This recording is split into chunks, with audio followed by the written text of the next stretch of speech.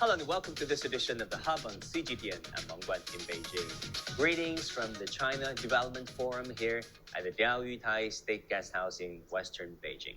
Now, this year's event convenes over 700 government officials, corporate representatives, and thought leaders from around the world.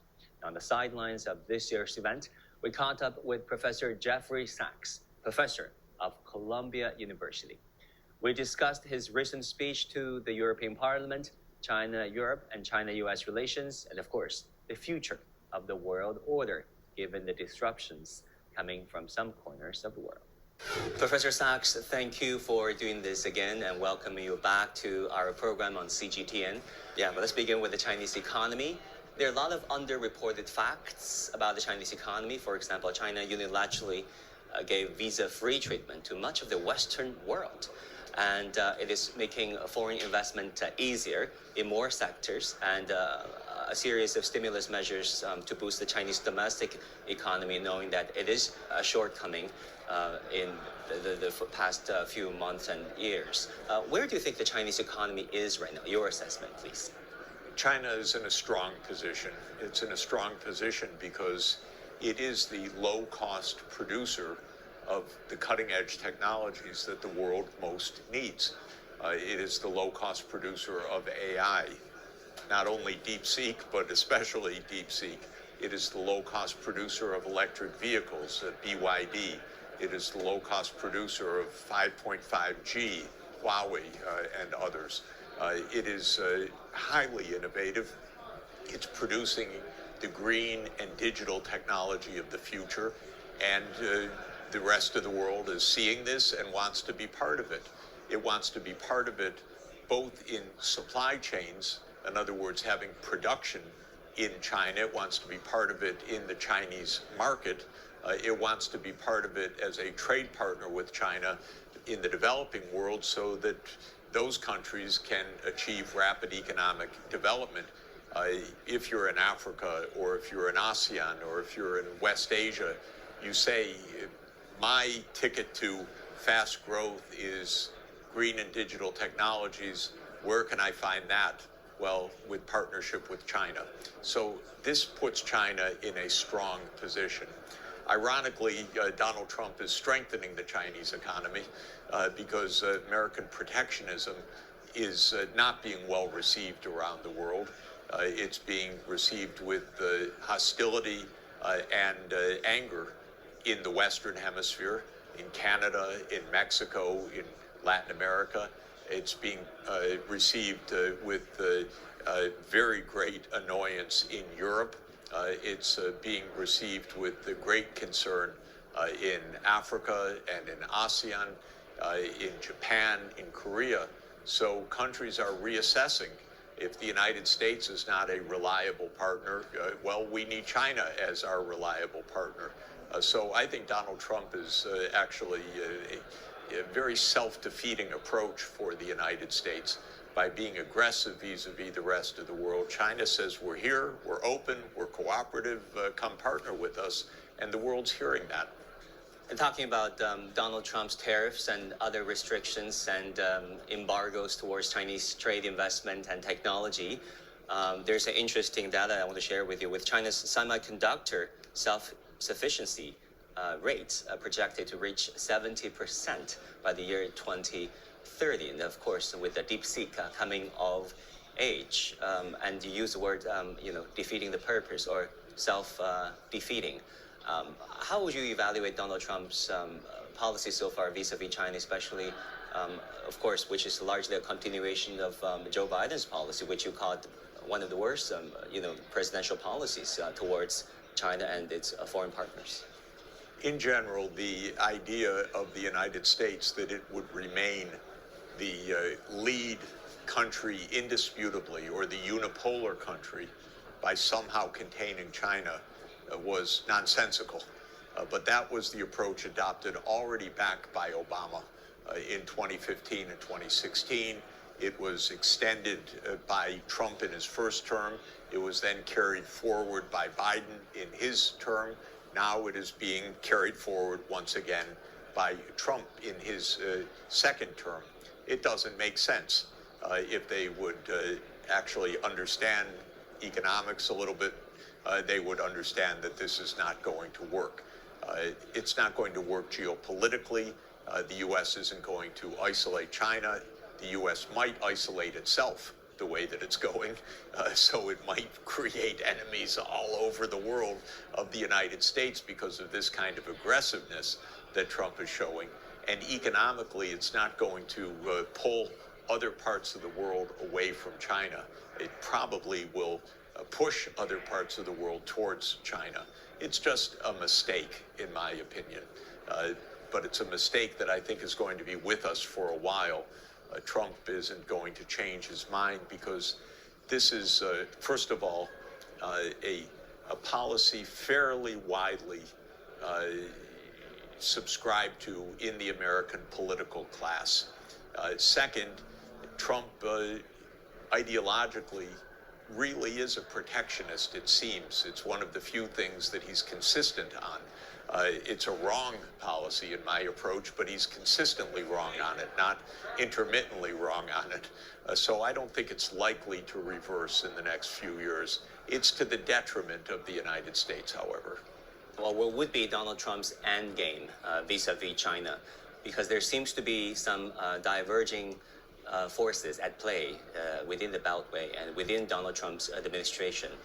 Of course, Trump himself being someone who hates defeats, but the deep states, the Beltway policy elites, the strategists, want to bring China down, contain China, like you said, since the pivot to Asia policy back in the 2010s. Will that eventually lead to a showdown between the establishment with the deep state at its core versus Donald Trump, who may be pragmatic, who's showing some level of flexibility and pragmatism to start with, eventually, merging his interests or abandoning to the deep state to some extent? I think it is probably true, though nobody really can say for sure, that there are two different strands of Trump's thinking.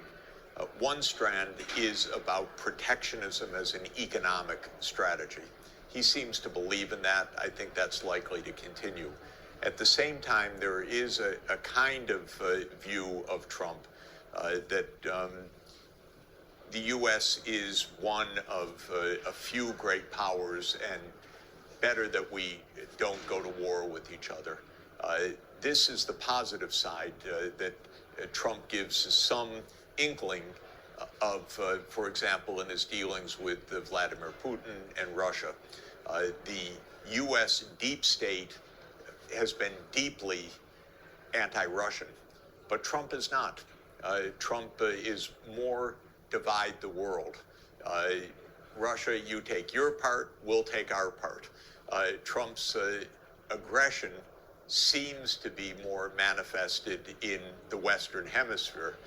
Trump really would like Canada because he wants that Arctic coast and he wants Canada's resources.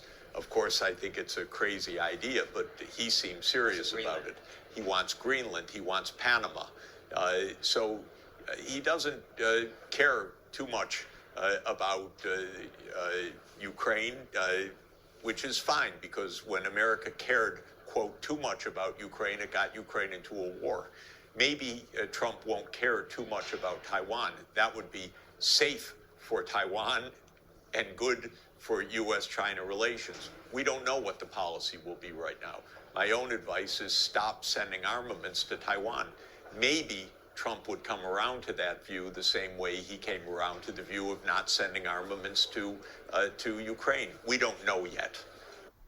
Well, on a skiing slope, you got a call with Jake Sullivan, according to your own testimony to the European Parliament, a speech to the European Parliament, rather, advising him about what Joe Biden should and shouldn't do vis-a-vis Russia. Of course, they didn't listen to you. And if you had the chance to call someone within the Trump administration, be it the National Security Advisor or J.D. Vance or someone close to Trump and his thought process, what would you advise him, when it comes to his policy vis-a-vis China? What is the right thing to do at this point? Again, my own view is that the world is not a zero-sum world, so the whole idea of who's on top is the wrong approach to begin with. Open relations are a win-win proposition for the United States and for China, for Russia. I don't see any reason for conflict among the major powers. As a practical matter, the two things I would advise most simply are not to go protectionist, because this will harm the U.S. economy and U.S. society. It will isolate the U.S. from the rest of the world, not strengthen the U.S. And I would strongly suggest that the U.S. stop sending armaments to Taiwan, period, because I don't want Taiwan caught in a proxy war. I don't want politicians in some mistaken way to think, oh, the U.S. will protect us. I told the Ukrainians over and over again, do not think the U.S. will protect you. The U.S. will get you into a lot of trouble. And I would say the same thing to Taiwan politicians also.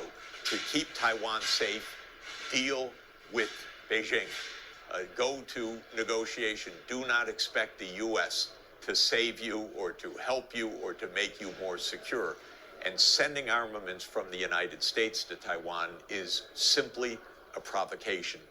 It's not a means to safety. It's a means that would raise danger for everybody involved. So that's what I'm hoping the United States would do. They don't listen to me all that often, but anyway, that's my advice. You also said that during that European Parliament speech, China is not an enemy.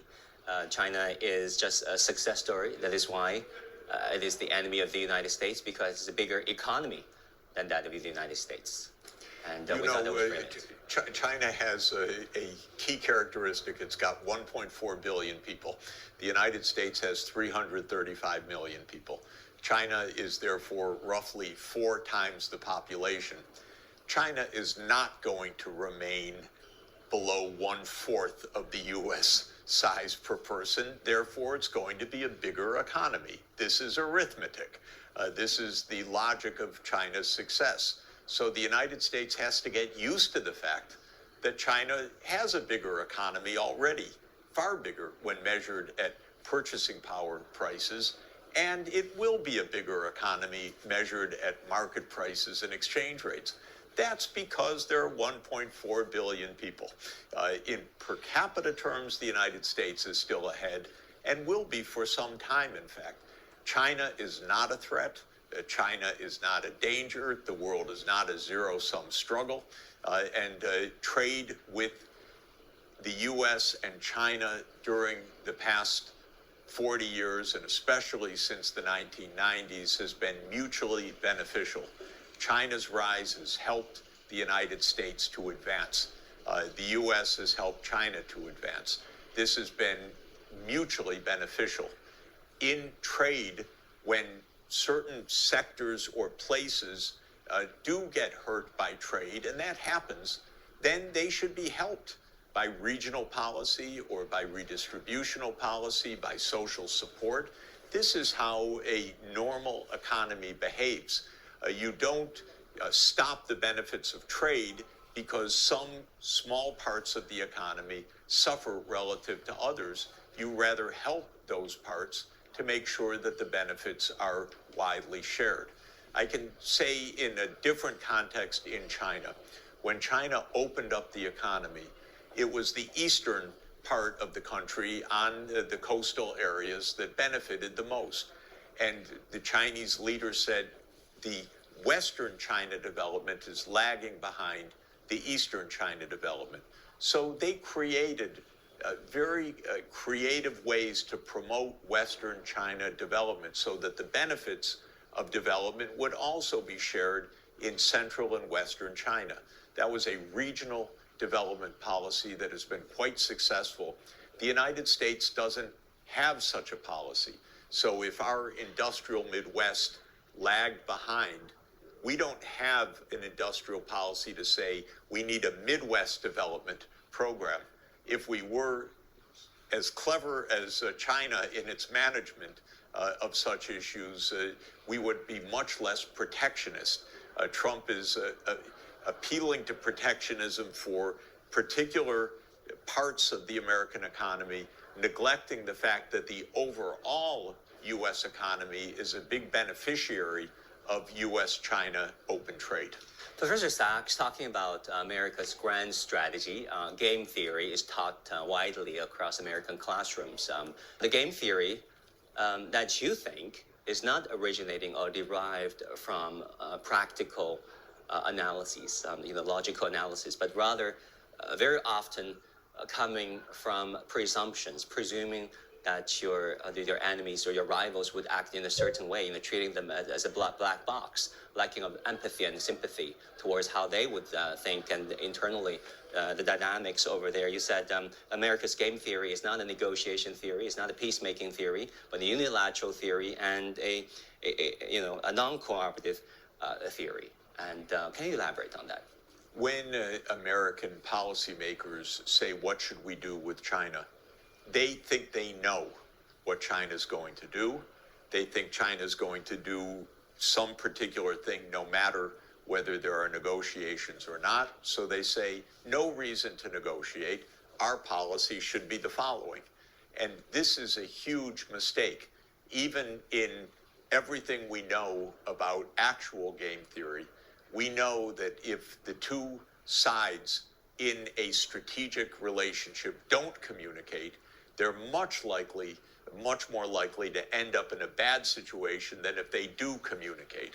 So the biggest problem, in my view, is we don't have appropriate, mutually respectful communications between the United States and Russia, the United States and China, and the presumption that Americans in Washington have about the outside world is very narrow, not well informed, not based on personal experience, not based on negotiation. It's either very arrogant, we know and we're going to do it, or very defensive, China's out to conquer the world, or some silly idea. But if they talked to their counterparts, understood, spent time in diplomacy, spent time in visiting other countries, we'd have a much safer world. Yeah, I can't remember last time Ted Cruz or Marco Rubio visited China, for that matter. Talking about Europe, you said that the European foreign policy should not be one that is, a Russia-phobic European foreign policy, right? That should be the hallmark of everything that Europe embraces. And in that light, what do you think should be Europe's China policy? Of course, Europe and China especially are at this point. naturally cooperative countries. First, they share the two ends of Eurasia. And that means that there is an absolute complementarity. China has a Belt and Road Initiative. Europe has had, but it doesn't implement properly, something they call the Global Gateway. They're both connectivity initiatives. If China and Europe said, wow, we each have a connectivity initiative, the Global Gateway should invest towards the east, and the Belt and Road should invest towards the west, and we'll meet, I say, in Samarkand, for example, in Uzbekistan, in Azerbaijan, in the South Caucasus. We'll make corridors across Eurasia. This would be so beneficial for both sides. It would be so beneficial for the energy transformation, for the digital transformation, for tourism, for culture, for all good things. Marco Polo took so many years to reach China. Now we can reach China instantaneously on 5.5G. We can reach China within the day, obviously, in air travel. We should be so interconnected with mutual benefit. And that is the natural position for Europe and China.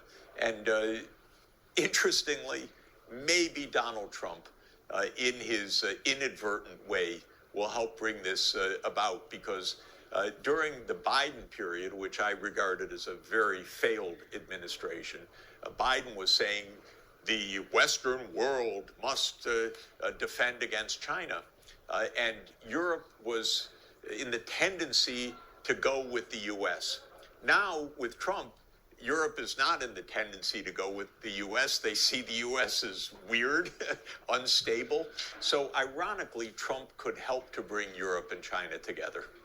Yeah, you talk about European strategic autonomy, beginning in earnest and for real this time around instead of, having this division. Europe is not a unified continent.